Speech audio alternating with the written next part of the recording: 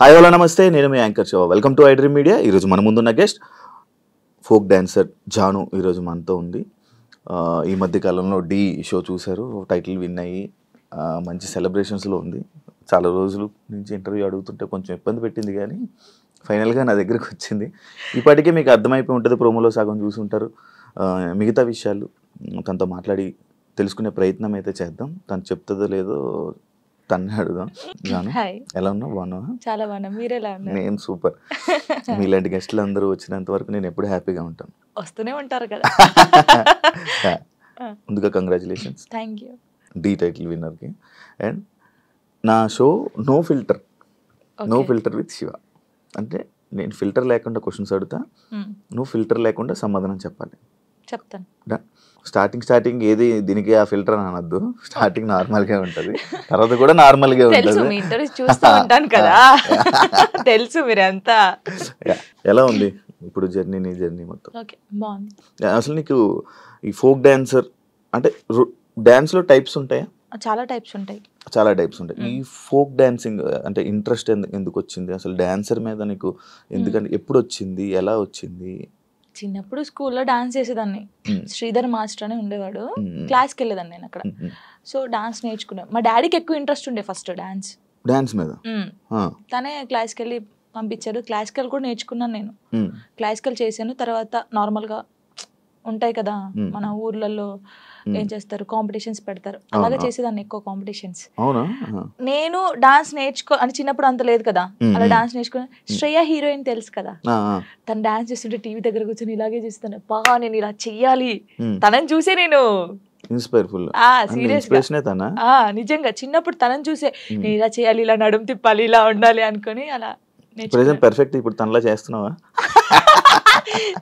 తనలా అంటే కొంచెం అనుకో, చూసేవాళ్ళు చెప్పాలి, నేను చెప్పకూడదు. బాగా చేస్తున్నావు. అది నీ కొరియోగ్రాఫర్, నీ గురువు ఎవరని చెప్తే ఏమని చెప్తావు? శ్రీధర్ మాస్టర్. ఆయన నీ గురువు? దాని తర్వాత మొత్తం నీకు ఫైనల్ వరకు ఆయనే ఉన్నారా? అంటే ఫైనల్ వరకు కాదు, నేను ఫోక్ ఇండస్ట్రీకి రాకముందు నుంచి తనే నా గురువు. తన దగ్గర నేర్చుకున్నాను. ఈ ఫోక్ లో నీకు ఎలా అవకాశం వచ్చింది? బేసిక్గా ఈవెంట్స్ ఎక్కువ చేస్తాను. అప్పుడు నార్మల్గా నన్ను చూస్తూ ఉంటారు కదా వచ్చిన వాళ్ళు, ఎక్స్ప్రెషన్స్ బాగున్నాయి, పిల్ల బాగా చేస్తుంది. ఫోక్ సాంగ్స్ లో ఫస్ట్ సైడ్ చేశాను నేను. గంగక్క తెలిసే ఉంటుంది. సో గంగక్క సాంగ్స్ లో అలాగా సైడ్ డాన్సర్ గా చేశాను ఫస్ట్. తర్వాత బేసిక్గా ఏమైందంటే సై టీవీ మీ అందరికీ తెలుసు, తిరుపతి అన్నయ్య. ఇంకొకటి పొద్దుపొడి శంకర్ అని చెప్పేసి మన ఆ అన్నయ్య ఫస్ట్ రావే రావే పెద్దమ్మ సాంగ్ కి సరితక్క అని ఒక అక్క ఉంటుంది. తనకు కాల్ చేసి నీ డాన్స్ బాగా నచ్చిందే, వాళ్ళు నిన్ను అడుగుతున్నారంటే ఫస్ట్ కోరియోగ్రఫీ, ఫస్ట్ యాక్టింగ్ చేసింది అదే సాంగ్ రావే రావే పెద్దమ్మ. తర్వాత సై టీవీలో దందన సాంగ్ అందరికీ తెలుసు. ఈ రెండు సాంగ్స్ తోనే అందరికి తెలిసిపోయాను. ఇంకా స్టార్ట్ అయిపోయింది అక్కడ నుంచి. ఇప్పుడు ఒక సాంగ్ ఉంటే సాంగ్ వినాలనుకుంటుంటారు కొంతమంది, డాన్స్ చూస్తుంటారు. అంటే ఫోక్ అనగానే విలేజ్ సైడ్ కానీ మాస్ పీపుల్ కానీ ఎక్కువ చూస్తూ ఉంటారు కదా. నిన్ను పలకరించే ఆడియన్స్ ఏ టైప్ ఆఫ్ ఆడియన్స్? నేను పలకరిస్తాను ఎక్కువ పల్లెటూరు వాళ్ళు. పల్లెటూరు చాలా అసలు వాళ్ళ ఇంట్లో అమ్మాయి లాగానే చూస్తారు. పనిపోయి వస్తారు కదా, నాకు చాలా మంది కొన్ని వీడియోస్ పెట్టారు. రే జానమ్మ వీడియో పెట్టరా, యూట్యూబ్ లో పెట్టు, తినుకుంటూ చూస్తారు పనికి వెళ్ళి వచ్చి అలసిపోయి. అలాంటి చాలా ఇష్టం. పాడిన వాళ్ళకన్నా చూసే వాళ్ళు ఎక్కువ ఇది. పాపం పాడిన వాళ్ళకి వస్తుంది, బట్ మనమే పాడినాం అనుకుంటారు చాలా మంది. కొంతమంది అడిగారు, ఈ పాట నేను కాదమ్మా పాడింది, నేను యాక్టింగ్ చేస్తాను, పాడింది వేరే వాళ్ళని చెప్పాను చాలా సార్లు. నీకు యాక్టింగ్ ఇష్టం, ఓన్లీ డాన్స్ ఇష్టం? యాక్టింగ్ కూడా ఇష్టం. యాక్టింగ్ ఇష్టం. ట్రై చేసావా ఎప్పుడైనా? ట్రై చేశాను చిన్న చిన్నగా. తుపాకీ రాముల్లో చేశాను కదా నేను, ఫ్రెండ్ క్యారెక్టర్ చేశాను.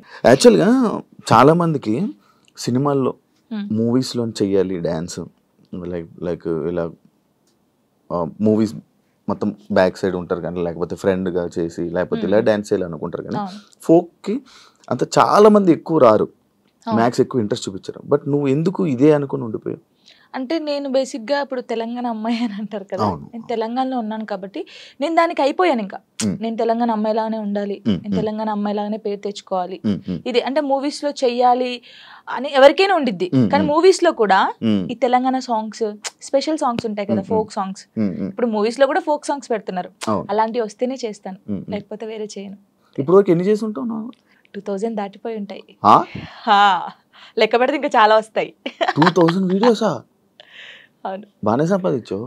హోయమ్మా సంపాదించడం ఎక్కడ అంటే ఇప్పుడు ఫస్ట్ స్టార్టింగ్ ఇంత, సెకండ్, థర్డ్, ఫోర్త్ అంతే, మరీ ఇంత కాదు. ఎంత నుంచి స్టార్ట్ చేసావు నార్మల్ గా? చెప్పకూడదు నార్మల్ గా. అంటే నేను ఈవెంట్ స్టార్ట్ చేసినప్పుడు 1500 నుంచి స్టార్ట్ చేశాను. 1500 రూపీస్ నుంచి స్టార్ట్ చేసి ఇప్పుడు 20,000 అనుకోండి ఒక సాంగ్ కి. నార్మల్ గా చెప్తున్నాను. ట్రిపుల్ వేసుకోండి. ఇది ట్రిపుల్ ఏం లేదు. ఫోక్ సాంగ్స్ కి నేర్పించే కొరియోగ్రాఫర్స్ నార్మల్ గా సాంగ్స్ కి కొరియోగ్రాఫర్ కి తేడా ఉందా? ఏం తేడా? వాళ్ళు ఇది చేయగలరా? ఫోక్ సాంగ్స్ చేసే వాళ్ళు చాలా మంది అంటే వాళ్ళకు ఉన్న టాలెంట్ చాలా ఉంటుంది, కానీ ఓన్లీ ఫోక్ వరకే ఉండిపోయారు. వాళ్ళు ఒకవేళ ఇటు వస్తే మాత్రం చాలా బాగుంటది. అంటే నేను చూసినంత వరకు.